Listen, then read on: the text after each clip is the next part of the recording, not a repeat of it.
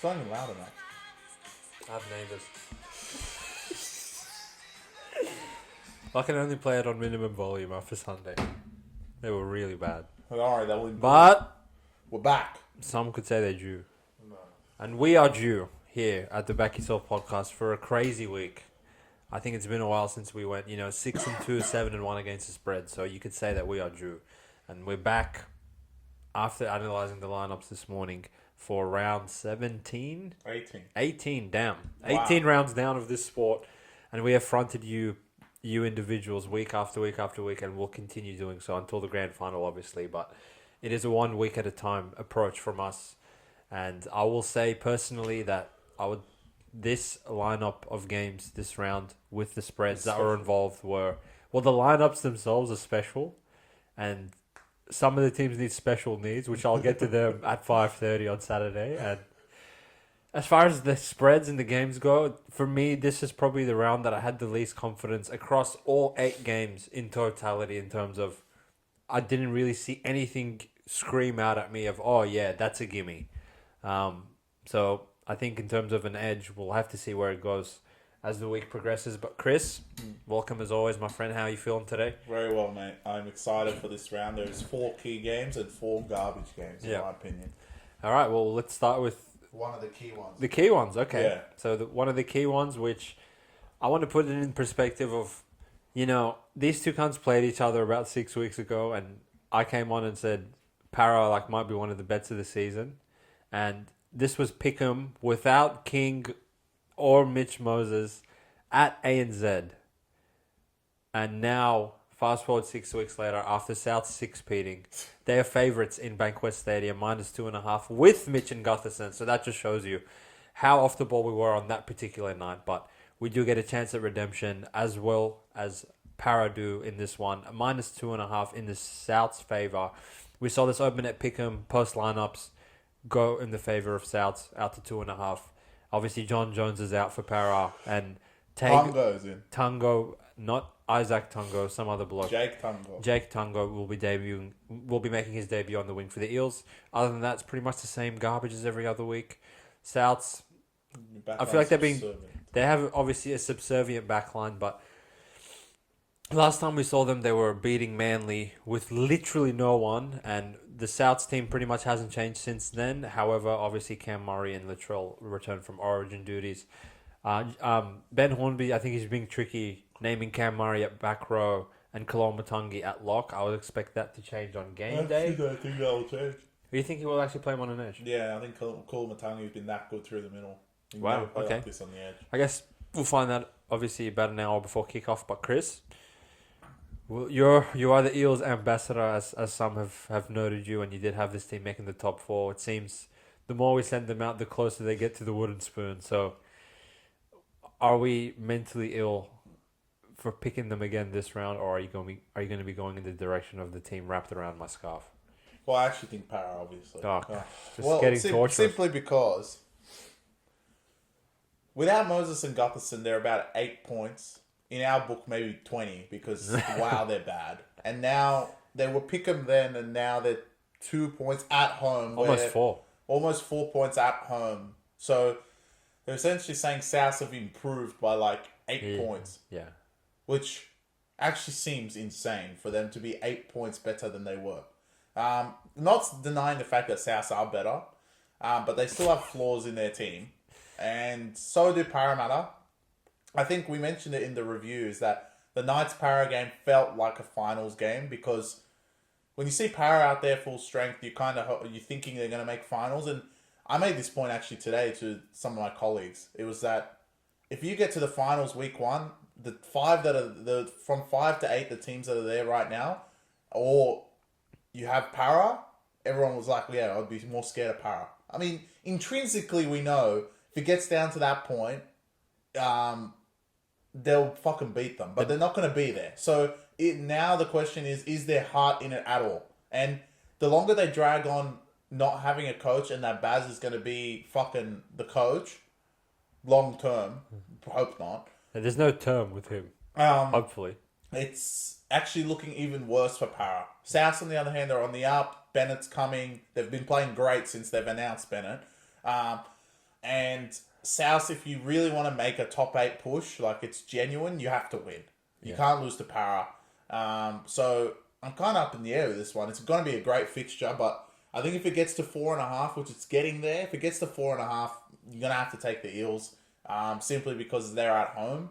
And Mitch Moses is playing out of his mind at the moment, so I'd rather be on his side than take the points. But it really come down to the fact that at some point Para are just going to fucking quit on the season. Yeah.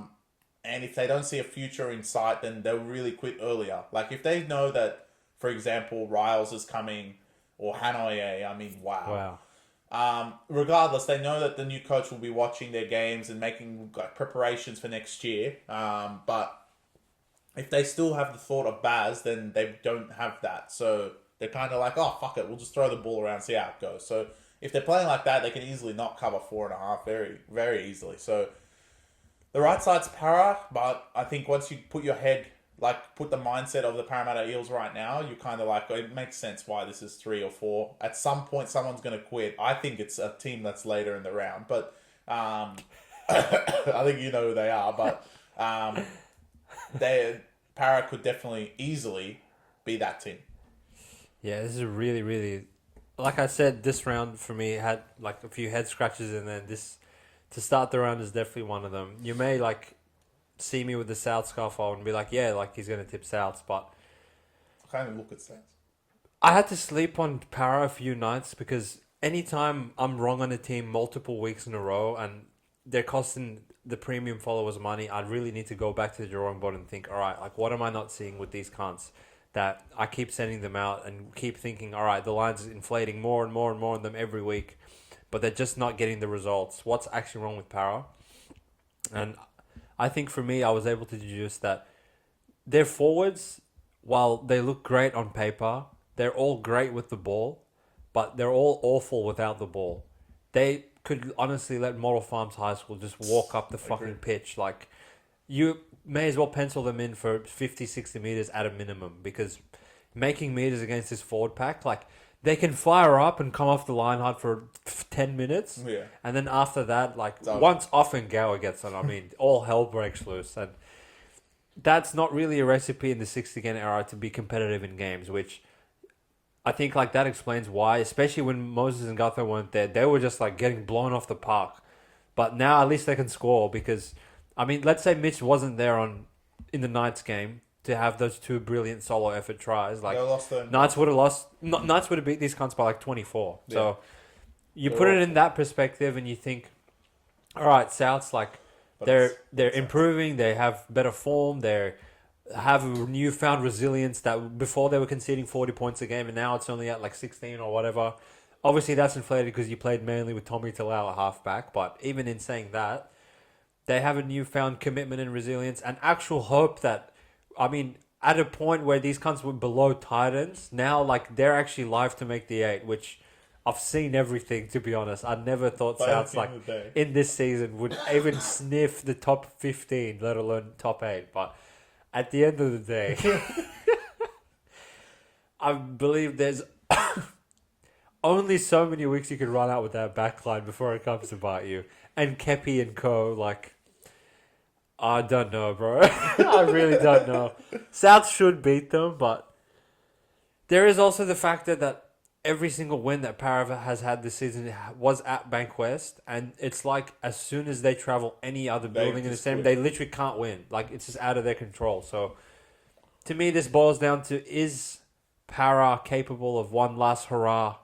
I feel I would have actually preferred if they quit last week, personally. Because then I would have been all right, then for sure. They don't have the letdown spot of, we tried so hard and we got raped by Knights. Now we can go kill Souths. But now they're probably thinking all right, that was a kitchen sink game for us.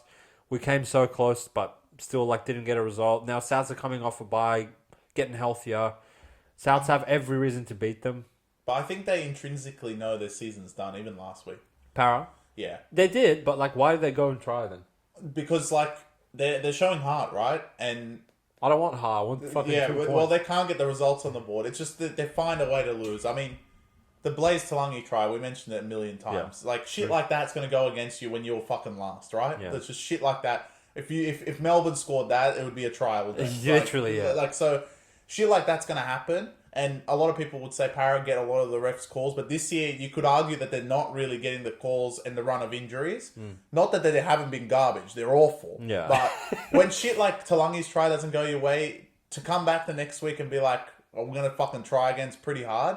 But I find that more when they're playing on the road. At home, I don't think they're gonna do that. You took the words out of my mouth. I feel like they have one more fire-up job in them at Bankwest, and then wow, the next time they go on the road, like. Especially if they lose to Souths, I think you'll start seeing like some hideous performances. I genuinely believe they can't come last. They can't. I would hope not. Not in the league with Tigers. Yeah, no, not in the league with Tigers. There's one other team. Which is this our segue into Sharks Titans? Yeah, we can technically. Say that. So yeah, I feel one game that is one of the pointless for. This is obviously just garbage because Titans have the biggest win in the history of their club, a 66-6 thrashing of the Warriors, and obviously now, as the narrative goes, they have their bye and they're ready to quit. So they go to Coffs Harbour, where their record is absolutely horrific, to take on the Cronulla Sharks. And I mean, I feel like a lot of this game depends on Nico's confidence, personally. But the Dahlia medalist is confident. Now I feel like when Sharks were flying high, this probably would have been. And I mean, go to the point of the season where Sharks were 10-1 and Titans were 1-10. Yeah. You could have seen like a record line in this fixture of maybe 16.5 or some shit. But 20. Now AJ Brimson's back, obviously with Campbell out. Titans running out the same garbage as every other week. Oh, is Campbell dead? Yeah, he died. Wow. But Manu's back. Is he playing 5'8"? Yeah, he's playing 5'8". Fuck, that's funny. Yeah. And Sharks have the same garbage as every other week, but Atkinson's playing wing because Sione Katola's hurt. Also funny. Will Sharks go to Coffs Harbour and put an ambush in against Titans? I think they could win by a record.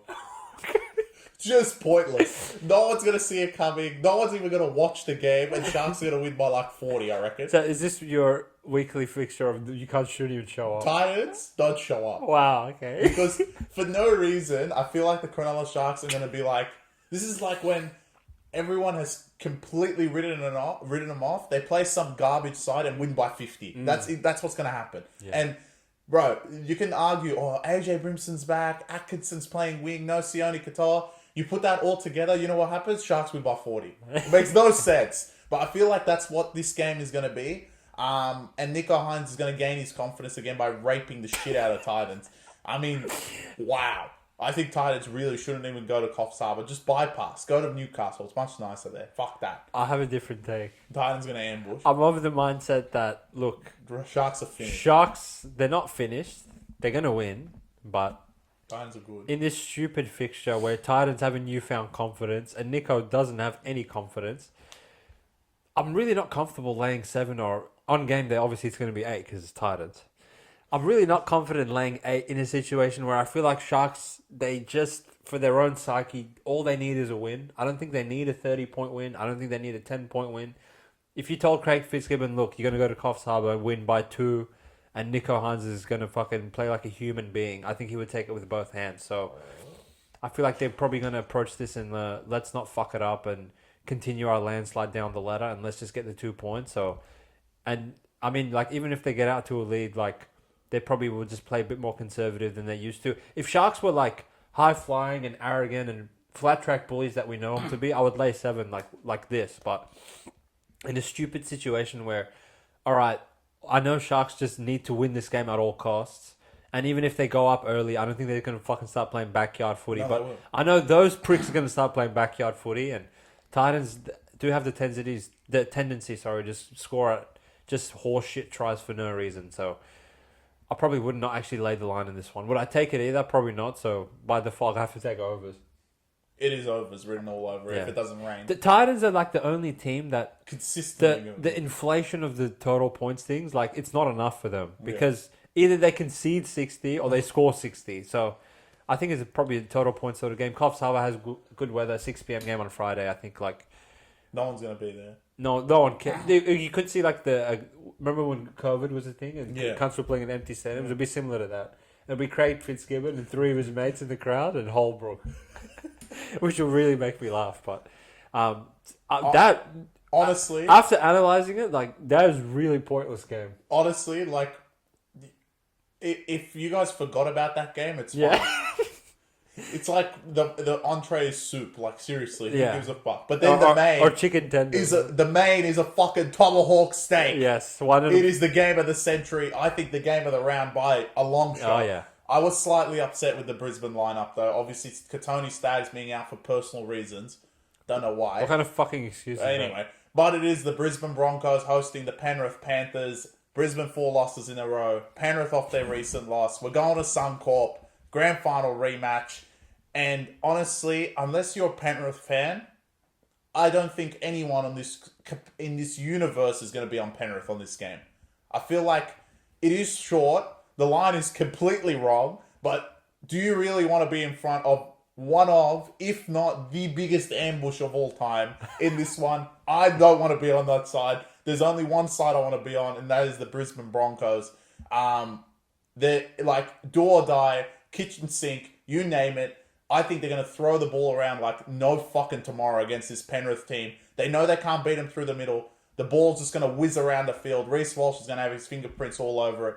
This is a massive game across the season. And for one, the Penrith Panthers also knocks them out of a premiership if they lose this.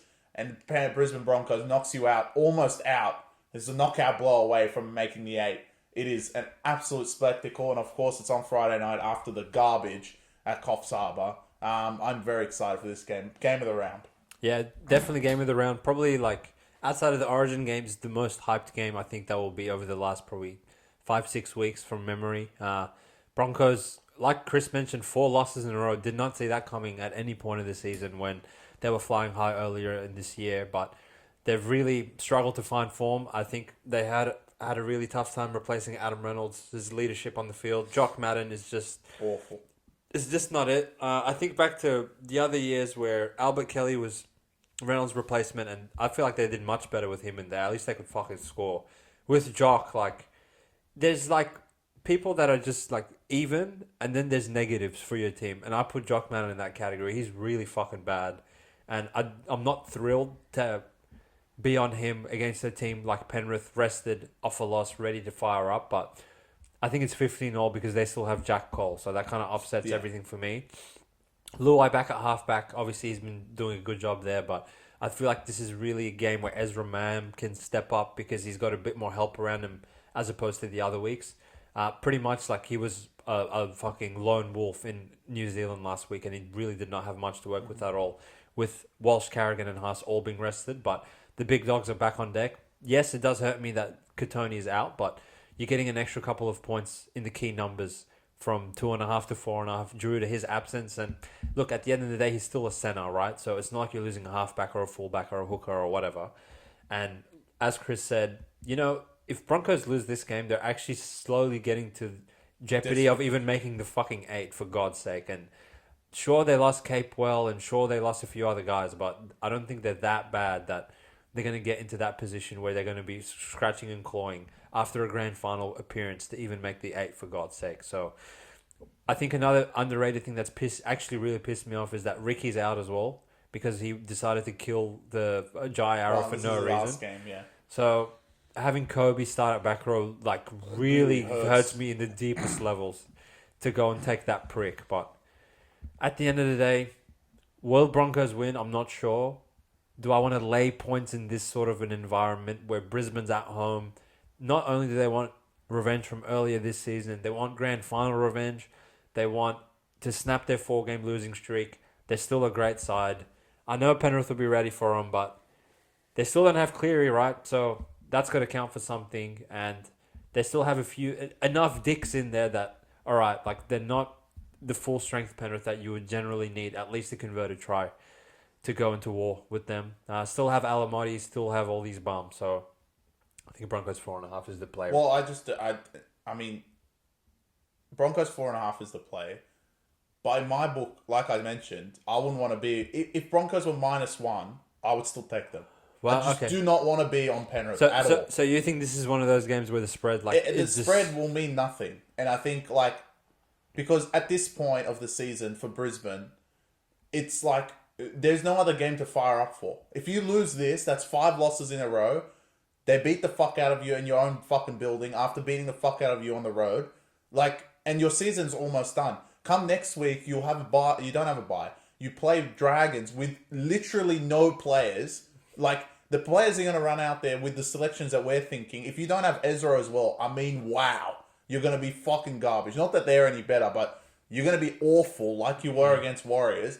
So that could slip you, not that you could lose to Dragons, but let's say maybe you could go 6 losses in a row. Then your season's done. Yeah. And to not have that within your control of your star players because of all the Origin stars being out, I don't think Kevy or any of the team like want that to get to that. And I mentioned last week to rest your stars. Kevy, you listened.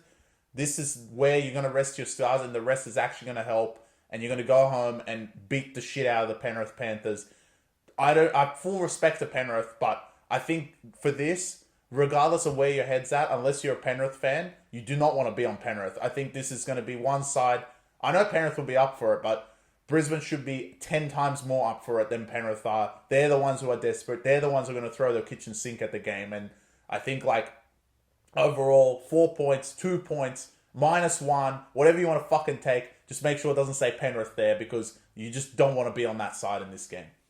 Yeah, well, like, they are the champion side though, right? So I if agree. if they go, I feel like the way that Broncos are out of so much form, they could go and throw so many darts at the dartboard effort-wise, but maybe the execution won't pan out, and Penrith will punish them for it in a way, but the effort is enough for me to take +4 with them. I'm not taking +4 with some degenerates that will just fucking quit, like, if they concede the first couple tries or whatever. I know that these cunts are going to fire up for the entirety of the game, and even if they are down a couple tries early, they won't throw in the towel. So that's a side I want to be on. And plus how many points times are you going to get points at Suncorp? Yeah, wow. Like, that's never going to happen anytime soon. Even like lineups wise, they still have Jack Cole, bro. Yeah, I know, but I mean, it's Penrith, right? They still have Jack Cole. Well, Penrith were literally -12 last week with fucking with no one. Ricky and Stags, this still would be 2. With Ricky and Stags, you'd probably see like maybe 1. Yeah, they would still be underdogs. Yeah, they would still be underdogs to Jack Cole. Yeah. So, like, oh, wow, okay, bro. Like, if Broncos are that bad, then they're just that bad. And honestly, like, if they don't cover 4, I might not fucking back these cunts for the rest of the season. No, the season's done. Yeah, like, you got to wake up and beat these cunts. They might not make the 8. So, speaking of teams in the 8, segue into Super Saturday, Super Saturday, the first game 2 of Who Gives a Fuck. Dogs host the New Zealand Warriors. I mean, seriously, this is the worst scheduled game of the round, I want to say. Who's playing? Oh, no. It is the worst scheduled game of the round. I think because the rest of them are really funny after this. Dogs are 5-6 point favourites, kind of on that key money number. Deservedly favourites. I mean, they're 5th place on the ladder. I know that they go into their bye after this, so this is big for them to make sure they win this and consolidate 5th. And the Warriors, after their victory at home against Brisbane, where they still weren't great, they were kind of awful. I really don't want to be on Warriors in this game, to be honest.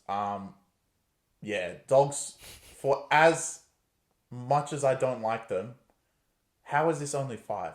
I think Warriors it's short. are awful. I think it's a bit short. It's Dogs' effort and the way that they execute their offense. Warriors could score 0. That's what I think. So. I mean, I think this should at least be 8.5. And what doesn't make sense is that, okay, the public is definitely cheering for Dogs, and I completely understandable. They're 5th, right? But the bookies haven't caught up yet for whatever reason. Well, we haven't caught up to them. We haven't caught up to them, but I mean, this week we might. Because I was thinking, like, really, when I went through, I was like, the Dogs are still $1.50 head to head. It's Warriors. Yeah. It's gonna suck ass. Yeah. And it's not like SJ's playing. I like everyone is. It's the same with Tamara Martin and Chanel. I mean, not scared of any of them. Not scared of any of them. I really think the Dogs' line's really, really short. And to be honest, if I was you, well, I don't know if you're going to say it after Put this. them under duress. I would put them under duress. I mean, to be honest, if they actually go and fuck this up, they're actually just the biggest one of the biggest scumbags in this sport. No, I don't really see it Like, that how way. do you lose to Warriors? No. Who do they have? They should never lose to Warriors. Nah, they could lose to them, but look, I think -5 is pretty short. You get Connor Tracy back, so you're back to tough. That's usual schedule at the fullback position. So that naturally means Kiraz can go back to his wing spot. Critter's there, Jerry's there, Wilson's there. The backline looks pretty good. Very good. Matt Burton, again, 10 out of 10 performance last week with the game-winning field goal. Wasn't Team of the Week, probably deserved to be captain of Team of the Week. Mitch. Warriors are really bad. Warriors are really bad. Don't let last week fool you. I don't think they've had a good performance since maybe Souths all those weeks ago, like where they genuinely just looked like the Warriors of old. And I really don't think they can take the show on the road in Australia. Maybe they could cover 5 for no reason, but I would be shocked if they could win. From what I've seen Dogs put up defensively for the entirety of this season, they have really shut out way better attacks than Warriors could ever dream of even having. Agreed. Particularly without SJ, like they're so one-dimensional that it's just, short ball in the forwards, one backline shift after 2 hours to Dallin and a couple grubbers in behind the goal line. It's really all they can offer. Dogs should be able to clean that up all day. Correct. Have the superior kicking game with Burton.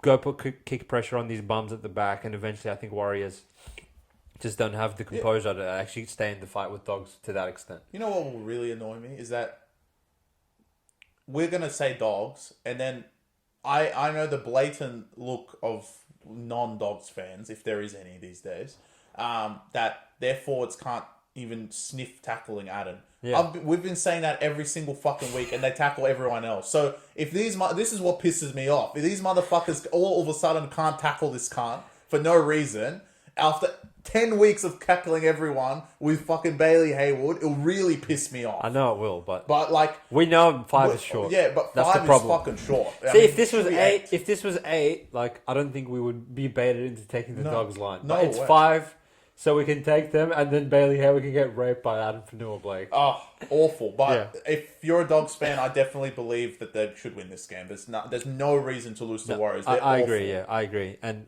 obviously also with the chance to maybe even enter the top 4, depending on other results throughout the week. Like you really have set yourself up amazingly to go into that bye next week. Seriously, these guys should be like the next line. They're that bad.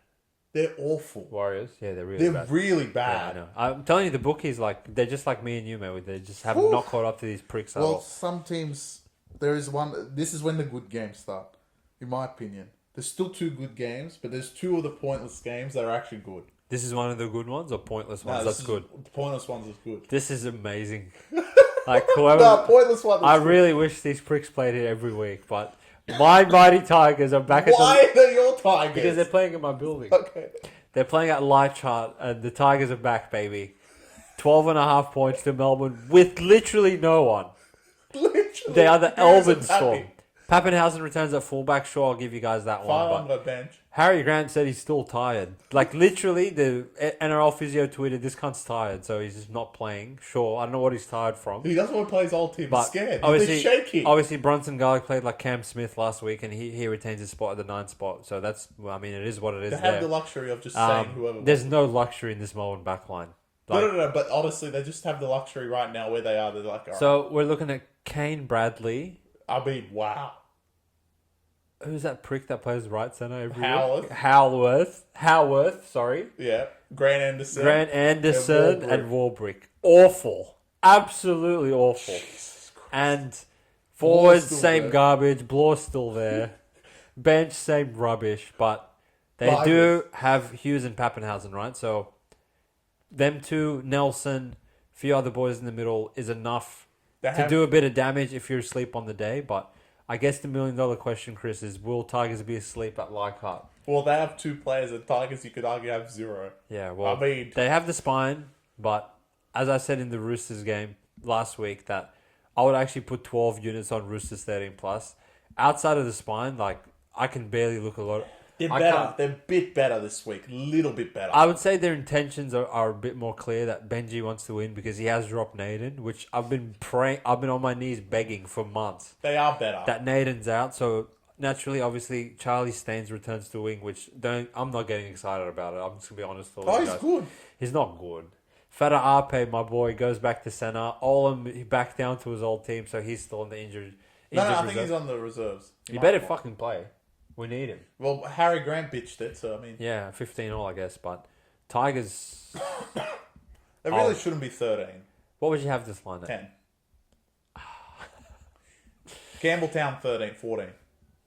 4 points difference, Leichhardt. That's how important it is to them. Well, that's the only ground they can win. I mean, can they really be double-digit, almost 13 plus underdogs to this Melbourne team? Going to say, I don't even know if they can score 13. I will put it this way: if Tigers at Leichhardt at this point of the season are incapable of covering plus 12.5 to a Melbourne team missing all those players, they honestly just shouldn't play another game for the season. They should just come last, because look.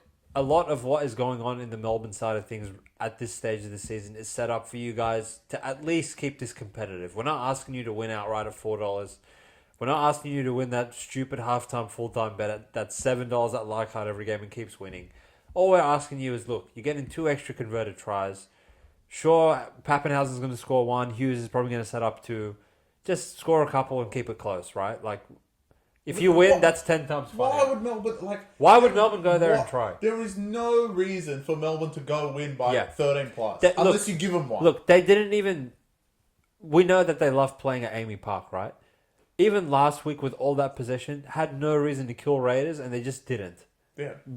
From their own just lack of willpower to even give a piss. Same thing in the Dolphins game.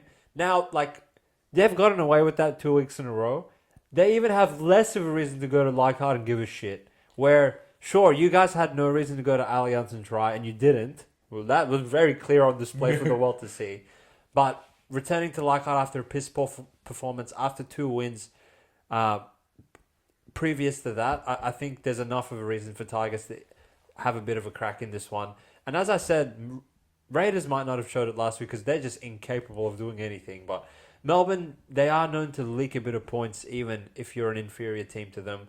I think the Dolphins scoring 20 plus. I think there was a stat that they have actually conceded 20 plus in like 5 of the last 6 games or something. Dolphins are awful. Dolphins are awful, but Tigers are even worse than them. So I mean, at the end of the day, you're still getting 12.5 points for a reason. I'm not saying Tigers are good, but just situationally, I feel like if all the Melbourne players were there, like, and this was 18 or whatever, like, you couldn't give me 30 with Tigers. I would not go fucking near it. But there's enough outs and enough just weirdos in the Melbourne lineup that I would probably take plus 12 in this one. Yeah, I mean, I was thinking upset alert.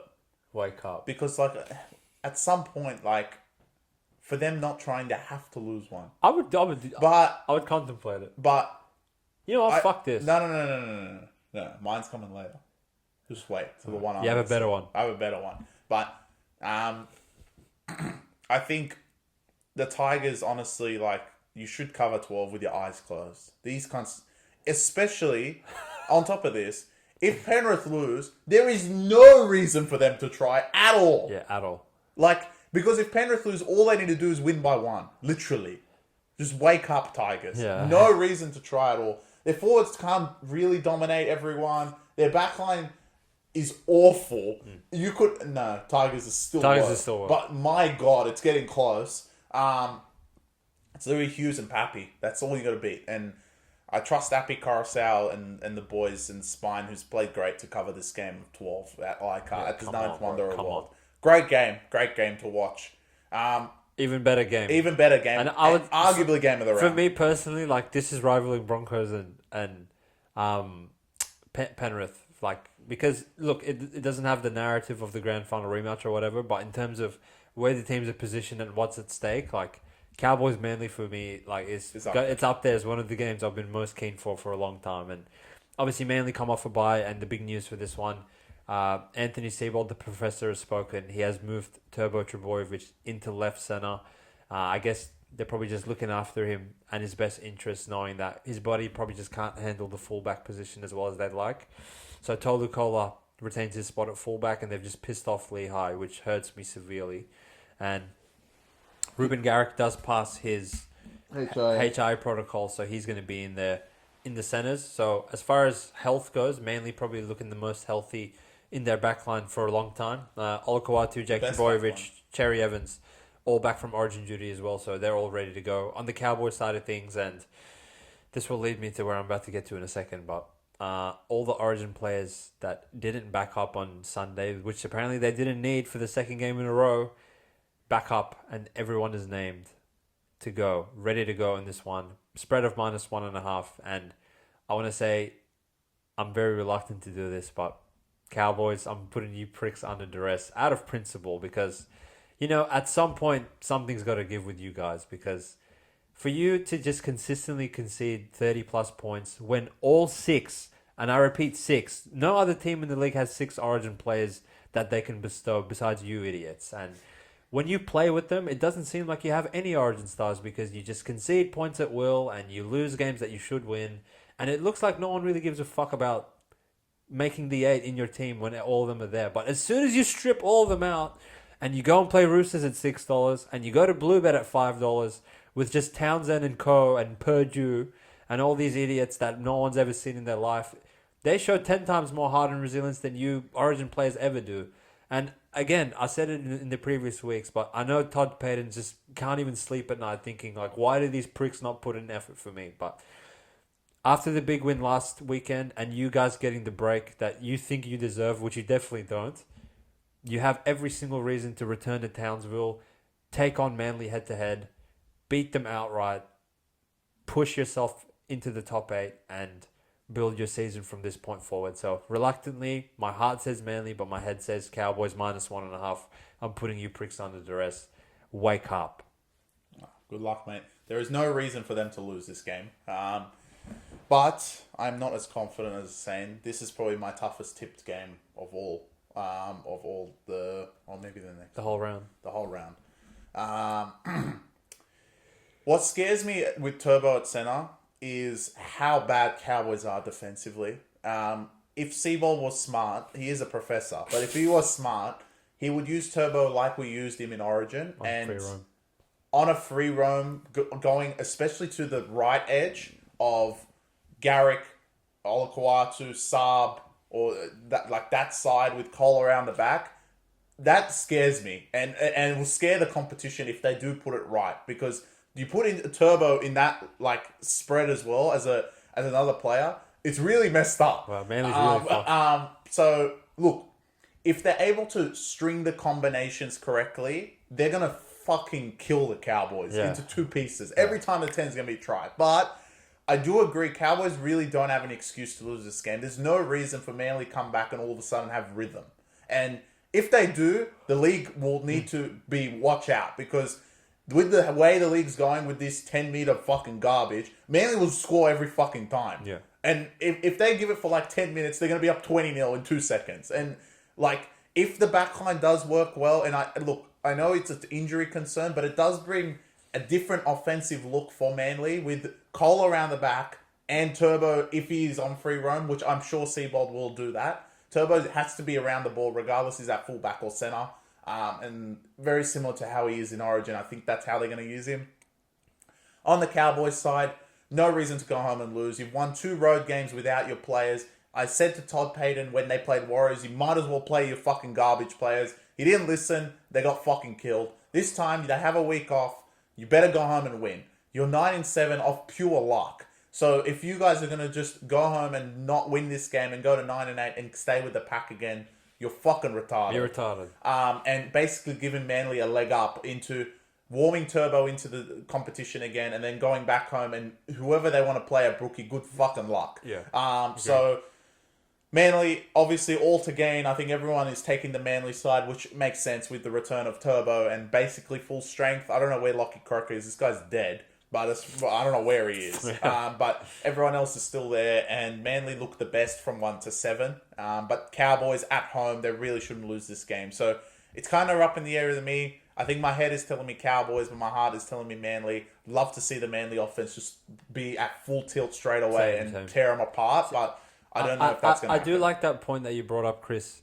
I feel like if I had seen Manly's product on display with Turbo at centre for 2 or 3 weeks in a time that they could actually figure out, I'd be like, fuck that, I'm taking these cunts where they're going to kill them. But I feel like it's going to take a little bit of a while to figure things out for the professor and his troops. Which they do have a bit, going back to Brookie, they have a bit of time. And they've kind of set themselves up to where this is not a do or die for either team really, but I think for the psyche of the Cowboys, it's if you don't do, then Yeah, you just die and just get it over with. Agreed. So Agreed. that's kind of my rationale behind putting them under duress this round. All right. And under duress, like if you were to interpret it literally, like I feel like it applies most to the Cowboys this week. So It does. It does. It was the right thing to do. Really, it's Brisbane, but Oh yeah. But, No, you're right. I right. mean, really, it's Raiders, which we'll get to them. we'll get but to them. Obviously, There's one I'm sorry.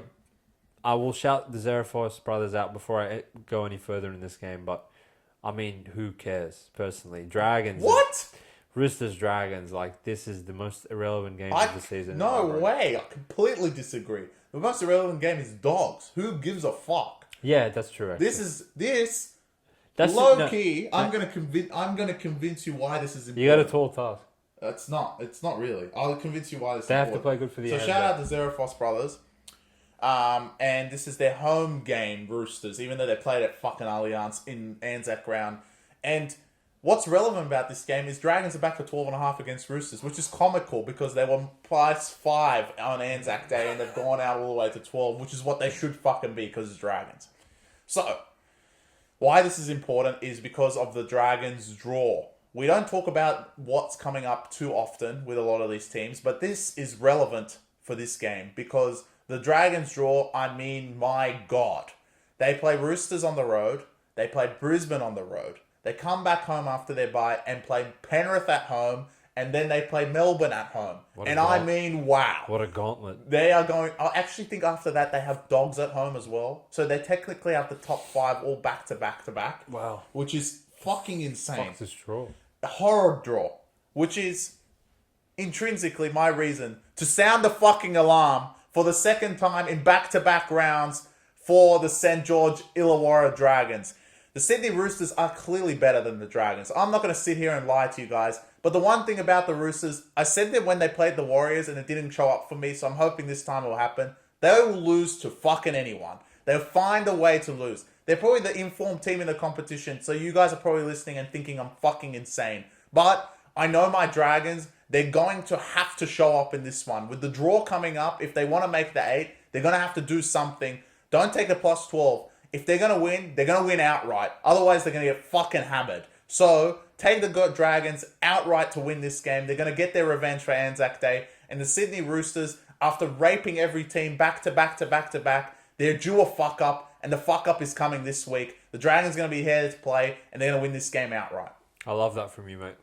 You actually just made me very excited for Sunday. So, mission accomplished. Dragons are awful. I hope they can keep it. Look, I actually just pinpoint exactly why I'm not keen for this game. Because if I have to watch Roosters front run against Dragons, like, this is going to really fucking piss me off. If Dragons can keep it close, then I think, like, we've got a cracking game on display. But as far as the spread goes, now, last week, everyone was shaking at the sight of Tigers at 12, and I said, wake the fuck up. And now, without Manu and with Lomax back, they're 12 to Dragons as well, which, in a vacuum, the team that Tigers ran out last week would never be pick 'em to Dragons. They'll be fucking +6.5, which we saw what happened when these retards played each other 5 weeks ago. So, just on principle, I think you would have to take the Dragons line anyway. But as far as an outright win, I think that's in the hands of Roosters. Which Roosters team shows up? If it's the autistic one, then yeah, they're going to lose because they're retarded and they'll lose to anyone. But if they're really locked in and they want to keep that winning streak going, then I think Dragons is going to be along there at the office for them. But I'm keen for it now. I really don't think their backline is that much superior than Dragons right now. No, it's not in the backline. Yeah. Probably in the forwards. The forwards are definitely going to have to show up. Collins, Leniu. They're going to have to Angus wake up. Crichton, Warrior Hargreaves against the Molo sisters. They're going to have to wake up, basically. And the halves, as much as Walker and Keary is fine. But you know what? Ben Hunt is fucking better than these guys. You know what? Like, 12's a lot. Roster to roster, it actually should be more than 12. Nah. I think it should be. No, they don't have Manu. Who's playing centre? Oh, you can't. You can't run out there with Jennings. No, yeah. All right, Dragons line. You just can't keep running out Jennings at 40. Who else is playing centre? I forget the other side. It's not Pauga. The centre of the year. Oh my God. The Bulldog. Awful. The Bulldog. Tupador. Jesus Christ. I think they can get away with it, mate. The Dragons forwards, I said it from round 1, they're really bad. I trust Flano. Fair enough. We'll see. He's played for them. He wants blood. I hope they win outright for your upset alert. I love Dragons. Did you win last week's one? You Dragons. So you won. You two-peated. Tigers and Dragons. Well, Tigers and Dragons. See, there's only like a certain amount of teams that fire up for you, and Dragons are one of them. So anything's possible now that he said it. That's true.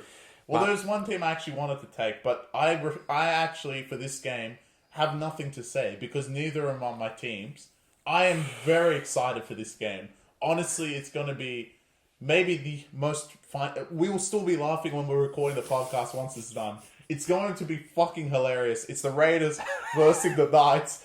Awful versus awful. Shit cunt versus shit cunt. Now I can pass the reins to the same because these are teams. Essentially, this is the battle of my allegiance. So whoever wins and comes out as victorious in this game, I have to wear a piece of attire. So I could be at Rebel Sport late on Sunday looking for some sort of Raiders gear. But this really hurts my soul trying to think about this one. So obviously the big news as of this morning, Leonardo returns to the forward pack for Knights. But who gives a fuck about that? Because the reigning Dally M medalist is back in the fullback jersey. Unfortunately, Mullet Mayhem's dropped after He had a few good performances, but rightfully, he gets the fuck out of the squad because Kalen Ponga returns after about 3 months off with the Liz Frank injury in his foot. And it's a timely return because the Knights are back in their winning ways from their big win against Para last weekend, and that kind of springboards them, funnily enough, like fucking 20 other teams, into a potential top 8 push at the end of the season, which they're very well familiar with after last season when they 10-peated and ruined my year, I would say. They fucked me, they stopped covering. But from that point, we obviously have to look at the other side. And it's hard for me to look at the other side because Raiders, after what they put me through the past couple of rounds, like, I actually think intrinsically, like, at this point of the season, without Fogarty, they are arguably up there with Tigers as just absolutely atrocious. And no matter how many times I look at the lineup and I see Hudson Young and Tarpany and Papali and Whitehead and Smithies and whoever the fuck they're bringing off the bench, I know that that doesn't translate from paper to the field anymore. And one thing that's truly has been alarming me of late, and I respect Ricky Stewart as a motivational speaker, if you want to call him that, as a fucking coach that demands performances from his players, but the way that it's like mentally they just check out of games when the running isn't in their favor. And I actually don't want to give them any credit for holding Melbourne to whatever it was last week. Melbourne should have fucking put 60 on the scoreboard. It was all just Melbourne's inability to score for no reason. It was no resilience from Raiders. It was no like desperation. They just got lucky. Like, Bronson Garlick had 2 try assists, and I can never say that he's done that in another game. So, compounding that, Raiders seem to have lapses in the game where they compound errors into penalties into tries. And the one thing Knights apparently can do is score now, which I've seen everything in this sport. And you would think with Kalen returning, they would score more, but I know better than that.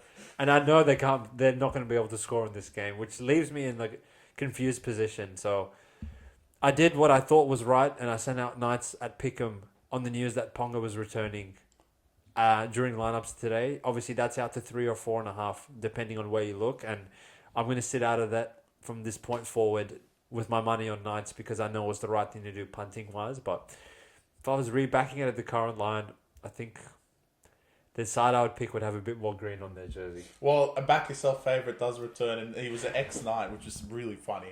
So Sungy goes back to the bench, which is comical because you probably don't even know who he is, but he's a back-yourself favourite. And in this game, it's key to have these sort of players because all of a sudden they'll score. My point, real worthy. We haven't had too many I think we have had the moments, but Raiders could genuinely come last if they don't wake up. And this is the game that they have to do it. I mean, they're this close to quitting. This close.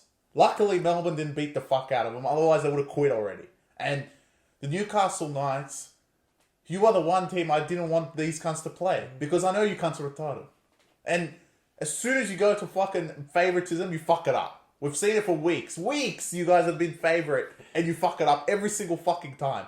And they're actually 4-point favorites at home against the Raiders. Week 1. No, 8-point favorites at home against the Raiders. And now they're 4-point favorites at home. With Kalen on the road, with Kalen returning. And we saw what happened round 1. I think Raiders then did have much more hope. But now they're really struggling to keep that like momentum and hope alive. I think they're honestly a shout to come last at this point. And I think I saw somewhere $34 to come last. It does mean Tigers, Para and Titans win 3 more games because Raiders are on 7 wins. But if they don't quit, they will get 3 wins. Tigers maybe not. But the other 2 will. And Raiders, if they lose to Knights by a significant margin, especially at home, there could be a case that these motherfuckers just quit for the year and they end on 7 wins. So it's essentially catching 7 wins. And I think this game is huge. It's one of the games that I had on my list that I really want to watch. One, it's hilarious, but it does have big implements on both teams' seasons. Raiders, I think they're not going to make the 8. Even though they have 7 wins and they're going to go to 8 if they do win this. They're fucking garbage at the end of the day. And without Fogarty, they'll never get there. Knights, on the other end, are on the up. Callan comes back. They should really be very close to that top 8 margin. Especially with some of the teams that are fucking garbage that are already in there right now. I.e. Dolphins and Cowboys. Awful. So, is absolutely just a toss of a coin. And it should honestly still be. Because we don't know what Knights are going to show up. We don't know what Raiders are going to show up. We don't know if Caelan's going to come back and just be sick or is he going to play worse than Fletcher Sharp. We don't know. It's Knights. Like, Adam O'Brien, don't trust him with $1. Yeah. Honestly, it's one of the most interesting games of the round. Difficult to tip. But outside of Cowboys, Manly, this one is probably up there as well. I have reservations that I think Matt Timoko won't play this one based on him getting his shoulder subluxed 2 weeks in a row. Raiders are even more And awful. once you account for that, to think that you can run out Albert Hapawadi and Xavier Savage for another week with Weeks at fullback, I can't. Chris? Seb Chris, like it's just absolutely atrocious. So Knights, in a way, I couldn't put you idiots under duress, but I've already done that with Cowboys. I kind of put Raiders in the Eels category, where like their recent form is just abysmal. They can't win. They can't beat anyone. But, you know, after getting killed, they return home. It's a winnable game for them. You'll see what they're made of in this game in terms of like where their mentality is at. Projecting for the rest of the season. Correct. Because if they have anything left in the tank, both of them are set up to do something this round. Which, if they do really show some desire and heart, I think like Knights are the type of idiots that will lose to that. Which really does make this game interesting. And I will say, like, once Sasangi comes on, I might have to call up Sportsbet and just live bet maybe either Raiders or Sasangi anytime or something, because as far as the back yourself like hierarchy goes, he's right up there, which is fantastic to see. So, yeah, it's good to see. That's not. Yeah. But we definitely have a very interesting round ahead of us. I mean, tipping wise, be surprised if anyone gets 8 out of 8 this round. It is awful. We're going to do it, mate. I'm confident. You're confident? I'm not as confident. The rounds we think we're gangsters, we're going to tip every game right. We go 1 and 8, and the rounds we think, fuck, it's going to be really hard. We always do. It depends. Are you going to tip Dragons with me?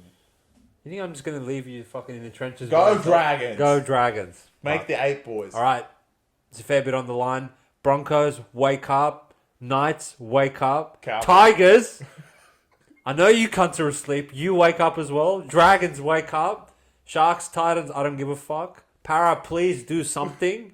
And Manly Cowboys, I'm very keen for that game. Oh, and Dogs. Dogs, is that a hockey team? Who cares? Who cares? Anyway, we'll catch you on the recap come Sunday afternoon. Enjoy. If you're having a punt, good luck. If you're not on premium, wake up and we'll see you later. Peace out.